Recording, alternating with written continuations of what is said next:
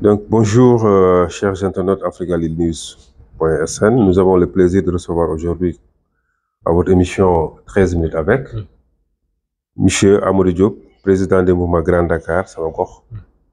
Par ailleurs, écrivain et professeur en communication politique. Bonjour, Monsieur Diop. Alors, bonjour, merci en tout cas de l'invitation et merci de me faire honneur en tout cas de venir ici partager avec vous mon sentiment concernant l'actualité politique de notre pays.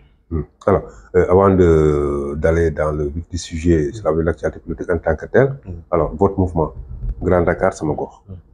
Alors, on va dire que c'est un mouvement qui a été créé il y a de cela 3 ans, avec lequel on a eu mener certaines activités au bénéfice de la population dans le cadre de la santé, dans le cadre du sport et également dans le cadre du social. Donc, surtout également dans le cadre de l'éducation, parce qu'on a voulu, entre autres, donner l'exemple à la jeune génération de pouvoir s'impliquer davantage dans la vie de la cité. Donc, c'est la raison pour laquelle beaucoup d'autres activités en partenariat, en tout cas en rapport avec certains partenariats européens, et grâce auxquels nous avons pu mettre en place certains projets. Alors, ce sont des projets également, certains sont des projets encore en gestation et qui attendent en tout cas de futurs développements pour atteindre notre objectif, dans le sens où on aimerait que la population soit mieux outillée, en tout cas dans tous les domaines inhérents au développement. Alors, vous êtes professeur en communication politique. Alors, aujourd'hui, au Sénégal, l'actualité politique est très bouillante. Tout à fait. Ok. Et alors, pour faire simple, sur la question de la 3e candidature du président Macky Sall, alors vous, en tant que spécialiste de la communication et aussi dans la politique, quelle analyse faites-vous par rapport à tout ce débat autour de cette candidature? D'accord. Alors, peut-être dans un premier temps, il serait important de dire que en tout cas, je vais donner un avis qui serait beaucoup plus objectif que subjectif. C'est important. Parce que bon, par rapport à ce que dit la Constitution, et il y a également peut-être dans un premier temps, il y a ce que dit la Constitution et également il y a ce que dit l'homme en tant que tel. Et la plupart du temps, si vous avez remarqué, les gens ont plus eu tendance à se focaliser sur le fait que c'était amoral, dans le sens où le président lui-même s'était prononcé. Maintenant, comment juger ou comment considérer la parole d'hier et la parole d'aujourd'hui, c'est là où se trouve peut-être la grande question. Mais moi, je pense que peut-être que dans nos pays à nous, il faudrait davantage aller dans le sens de davantage respecter les lois et les maximes de la cité. C'est important. Parce que si jamais on ne le fait pas, chacun fera ce qu'il voudra au moment où il voudra. C'est-à-dire qu'une certaine anarchie s'imposera dans nos pays. Donc, je pense qu'il serait important, peut-être même si on change de président de la République, de toujours pouvoir garder la même constitution. Parce que ce qu'on remarque souvent, c'est qu'à chaque président de la République, une nouvelle constitution ou de nouvelles réformes. Cela ne donne pas gage de sécurité ni de sérénité, parce qu'à chaque fois que ces personnes-là, avant d'être élues, peut-être promettent monts et merveilles dans la poursuite de la démocratie, et également du respect des règles. Et dès l'instant où ils deviennent président de la République, je ne sais pas si c'est l'usure, en tout cas, si c'est l'effet du pouvoir qui fait que derrière, une fois qu'on s'installe, on ne peut pas forcément partir très tôt. Voilà. Maintenant, moi, je dirais qu'à ce propos, en ce qui concerne le 3e mandat, il faut avoir en tout cas un avis sage et très proportionnel par rapport à la sagesse. Je dirais que à partir du moment où c'est peut-être le Conseil constitutionnel qui est censé valider les candidatures, je pense qu'il serait sage peut-être de pouvoir leur donner toute la possibilité de pouvoir se pencher là-dessus. Si tel doit être candidat ou pas, je pense que c'est à eux de pouvoir en décider. Alors, entre le respect de la parole donnée et le respect de la Constitution, le débat est là. Certains pensent que moralement, du fait qu'il s'est engagé lui-même à ne pas faire plus de 2 mandats, alors que juridiquement, rien ne l'empêche de le faire. Comment trancher? Alors, sur les textes, peut-être qu'on va revenir sur les textes disent clairement que nul ne peut faire plus de 2 mandats consécutifs. Alors, on peut avoir deux positions différentes. C'est-à-dire que peut-être ceux qui sont du côté du pouvoir vont considérer que ces deux mandats dont on parle, quand on ne les met pas avec le tout premier mandat de 7 ans.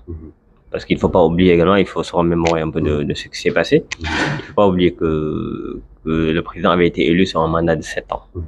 Et quand il a été élu sur un mandat de 5 ans, il avait dit en tout cas qu'il avait fait des démarches pour pouvoir réduire son mandat de 5 ans, pour pouvoir inclure ce mandat-là dans le second, pour que derrière, il ne puisse pas faire plus de 2 mandats de 5 ans.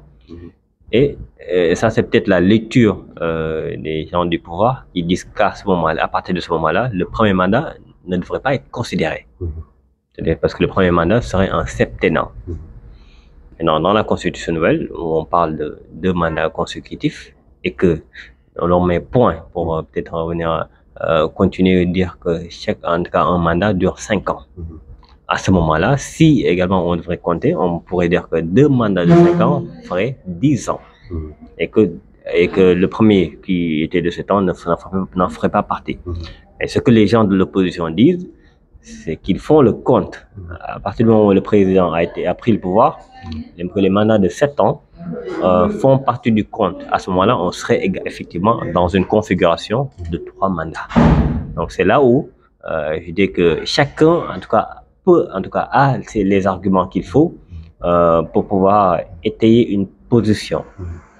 Et c'est pourquoi je dis, revenons au texte, c'est-à-dire revenons à la législation, revenons et aussi peut-être à la justice de la sagesse.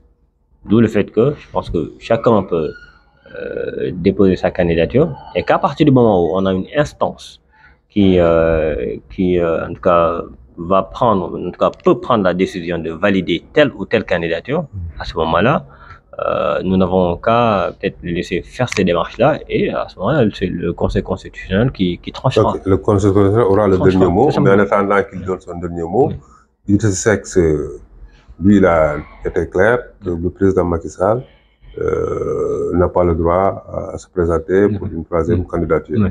Et aussi, il a fait une sortie, vendredi dernier, pratiquement, où il n'a arrêté personne. Vous, en tant que spécialiste de la communication, globalement, comment est-ce que vous analysez cette sortie médiatique? Alors, certains parlent même du grand oral. Je dirais qu'Idriss Seck, c'est quand même un politicien avec beaucoup d'expérience et également un grand communicant. Moi, peut-être la manière dont je peux lire son grand oral, c'est qu'il est beaucoup plus stratégique que politique. Et je pense en tout cas qu'il a mis en place un certain modus operandi visant à le valider lui en tant que candidat et ne pas avoir peut-être tout de suite d'opposants directs venant de la coalition, tout en oubliant qu'il fait partie de cette coalition et que le fait de dire que celui qui dirige la coalition n'a pas le droit également de se présenter montre effectivement qu'il y a une certaine rupture.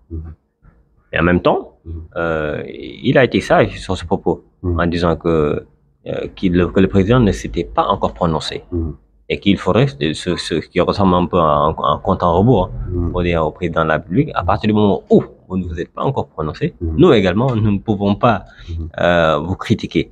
Mais que si jamais vous le faisiez, considérez tout simplement que vous n'en aviez pas le droit.